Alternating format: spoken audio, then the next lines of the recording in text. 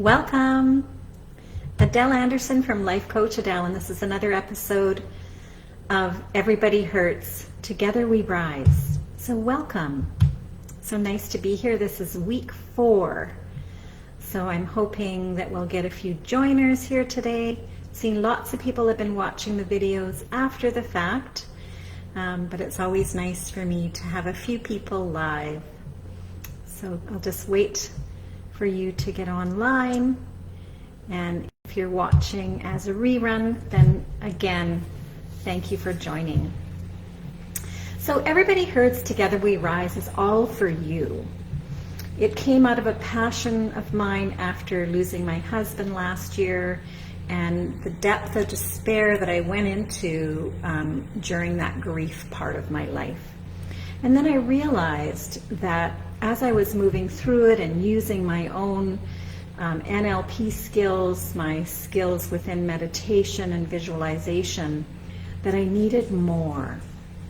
I needed more, that body, mind, and soul connection that we find ourselves in this humanity, in the life that we're living. And so I really went into the spiritual nature of who we were, and that's where I found balance.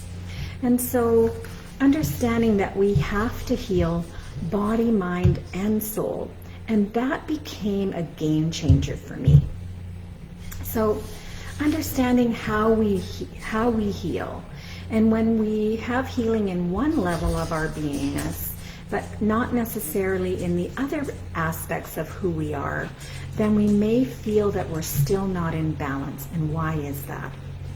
So when we look at the psychological levels of healing, we look at the areas of our psychology, our learning. Our biggest learning happens in the first 20 years of our existence. And we can watch children physically age from infancy to toddlers to a teenager, and we can see that physical aspect quite easily. But within the psychological aspect of that, there's 3 areas of learning, which is where the emotional baggage comes in. And this is the infancy stage, safety, survival, and security. Then we move into the 2 to 10s, which is love and belonging. And then from there up to our neocortex becoming mature is our self-esteem and self-worth. So when we go through a painful part or a painful event in our life, we may become aware or notice that what gets triggered are areas of ourself that had earlier wounds. And so then, if we talk about, one guitar in the room, when another guitar starts to play, it gets louder. And so we see ourselves in these painful struggles where it gets louder. And this is because those other areas of our psychology get triggered when those emotions get triggered.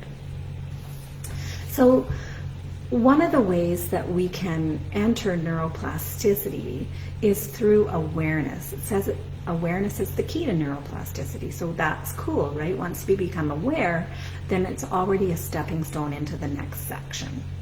So we begin our intentional healing process when we enter that awareness process.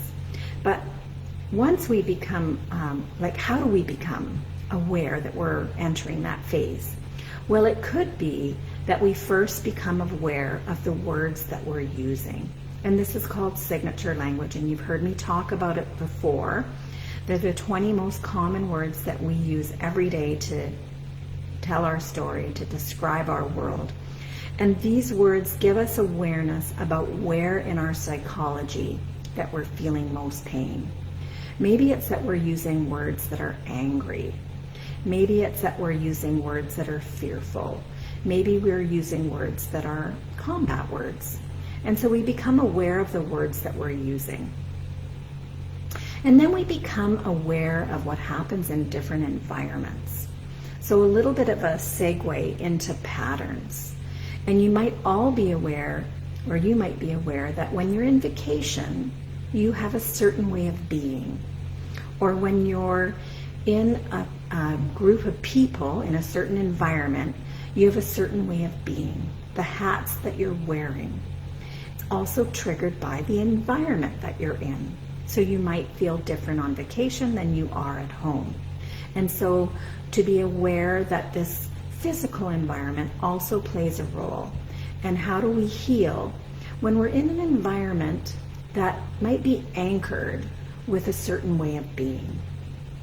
The other thing that we may become aware of is that different brain waves provide us with different opportunities to heal. And so the most receptive brainwave, which is theta, is the brainwave that children are in. Because their neocortex doesn't fully develop until about the age of 25, we recognize that they are downloading a tremendous amount of information. And how they download that is that theta brainwave is very subconscious brain connected. And so that brain works at, don't quote me exactly, but 160,000 miles per minute and downloads 40,000 bits of information per second and retains it all. And that information comes in, as you already know, through our senses. So through sight, smell, taste, hearing, emotions, and kinesthetic feelings. And that brainwave can be accessed when we're doing things like NLP or hypnosis or meditation or visualization. But there's a way that we can connect to it intentionally, and that's through breath. And you might have heard someone say 5-5-7 breathing. So what exactly is 5-5-7 breathing? Well, breath is a way that we can connect our brain into a state of relaxation. Excuse me, I'm going to cough. So if you think about running a marathon or running a 100-yard dash, you can see that your respiration would probably be quite rapid. And this is a certain connection to, how we are feeling. It would be more connected, not necessarily in energetically to fight or flight, but it has that speediness to it. When we want to be in our theta brainwave, we want to slow our breath down. So how we do that is we inhale through our nose, counting to 5. We hold for 5 seconds, or a count of 5, and then we exhale over our tongue, through our lips, slows it down, to a count of 7. And so 5-5-7 breathing is known as heart harmony. It's known as a theta brainwave, and this triggers your brain into thinking that you're very relaxed. And so again, this is something that you can do for yourself if you want to lose weight. If you want to lose weight and you're struggling with anxiety, then you want to slow your breath down prior to eating, prior to ingesting food. 5-5-7 breath then tells your brain that you're completely relaxed, your stress hormones are shut off, and therefore your food begins to digest. And these mechanisms are shut off during stages of stress.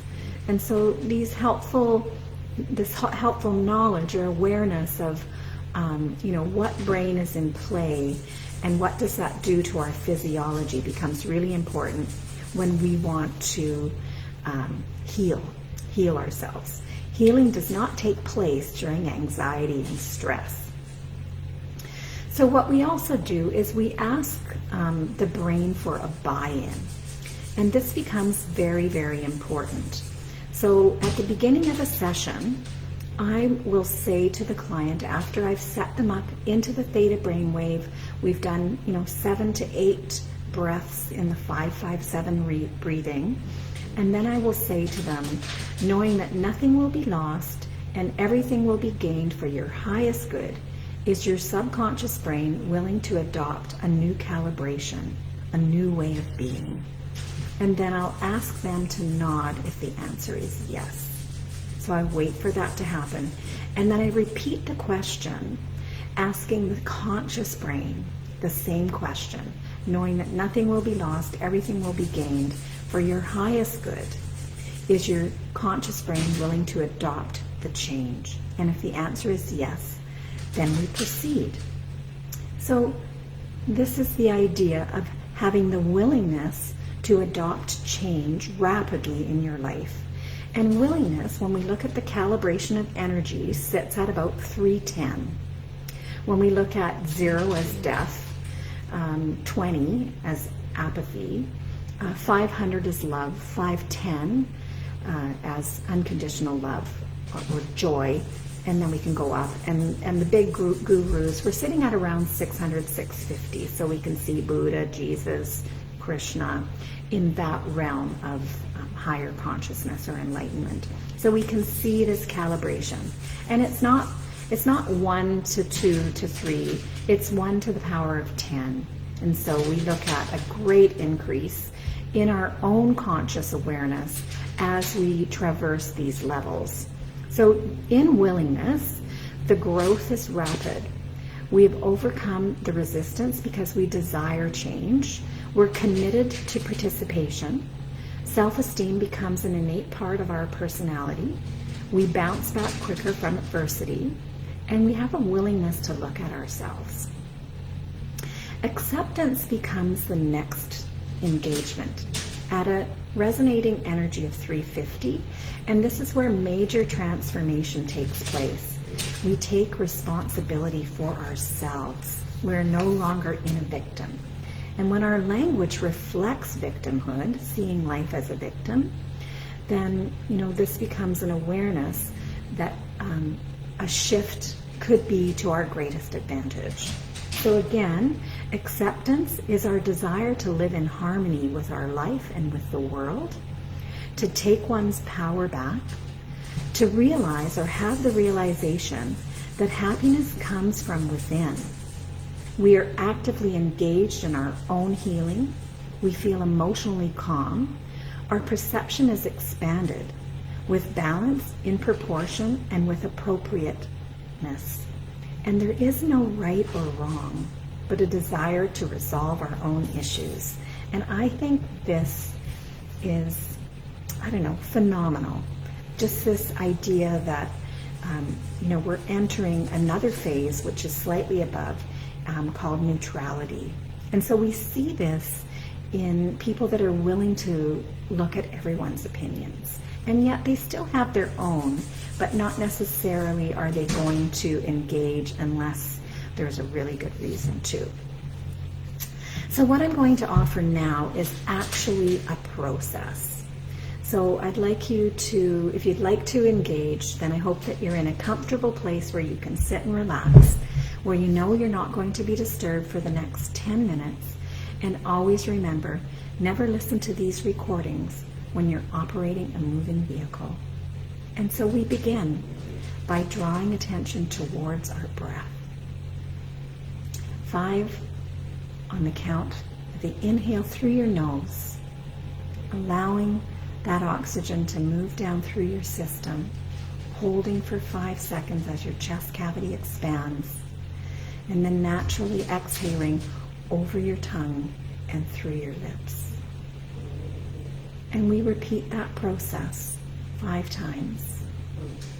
We can actually witness ourselves breathing by imagining there's light in all those air molecules as we draw them in through our nose, moving down through our esophagus into our chest cavity, watching that chest cavity expand and relax, imagining that light inside our lungs being pumped into our heart and then flushed in through our arteries, creating a beautiful red glow that fills all our capillaries and drops into every cell of our body.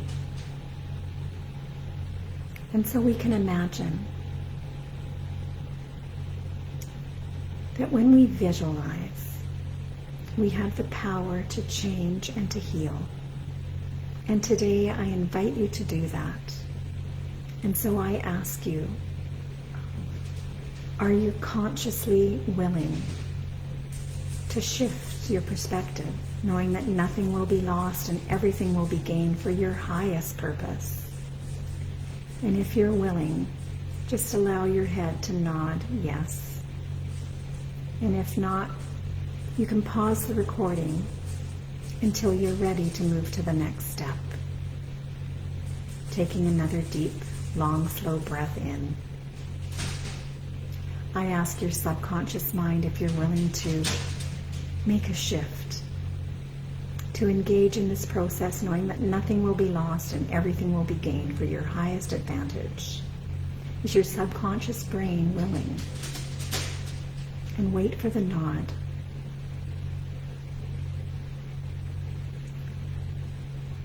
And if the answer is yes, then we can proceed. And if it's not, simply pause the recording until you're willing, until your mind is willing to allow this change to occur. And then I'd like you to visualize a large, bright picture of yourself today, in the mirror, in pain, emotionally unhappy, grieving, struggling. And then just set it aside for a second. And then I'd like you to picture yourself at some point in the future, completely in control of your emotions, feeling at peace, calm, in joy, looking forward to every single day, engaging, feeling happy. You have your power back. You feel energized. This is you, and you've achieved your healing process. You feel at peace. And I want this visualization to be done with intensity. The look in your eyes, the shape of the turned up lips, the set of your shoulders, the stance, your hairstyle, where you are in your environment. And then finish it off with a forceful dedication, a voice that confirms this is you. This is you in your glory, feeling at home in the world, comfortable in your body. And once again, you've got your sparkle back. Now, turn your image to that first large, bright, unwanted, painful image of yourself. And in that picture, I would like you to place a small dark image of your healed self in the lower left-hand corner of that picture frame. And then imagine that the light goes off on the unwanted part of yourself. And the picture becomes dark and dim. And simultaneously, the healed self rises up and replaces that image. It's now large, bright, and light. And now very quickly, I'd like you to repeat the process 5 times in succession. And each time we're going to make this swish sound. So here we go. We have a large unwanted picture of yourself today in pain. You can see it, it's quite bright. And you have a small darkened picture of your desired healed state in the lower left-hand corner. The big unwanted state begins to get darker and the healed state rises up and bright. Beautiful. Take a breath, relax, and begin again. The unwanted state. In the lower left-hand corner, you have a picture of your healed state. The large unlighted state becomes dark, becomes dim, and your healed state rises up bright and big in your mind. Again, take a breath. You see your unwanted state in pain and grief. It's bright, it's big, it's in your face. You see a small dot in the lower left-hand corner of that page. And now dim the light on the pain and brighten the joy. Let's do it again. The unwanted healed state, unhealed state, the small dot in the lower left-hand corner. Dull the pain and brighten the light. And do this repeatedly 5 times. After you've completed the process, you can briefly open your eyes between each one resetting the state and repeating the action. Open and close your eyes once more. Thank you for joining me. This was Adele Anderson from Life Coach Adele. This was another episode of Everybody Hurts, but Together We Rise. And there are simple neuroscience processes that I know through NLP that can heal your body, mind, and soul naturally and easily, effectively. So thank you for joining me, and until next week, stay well out there. Bye now.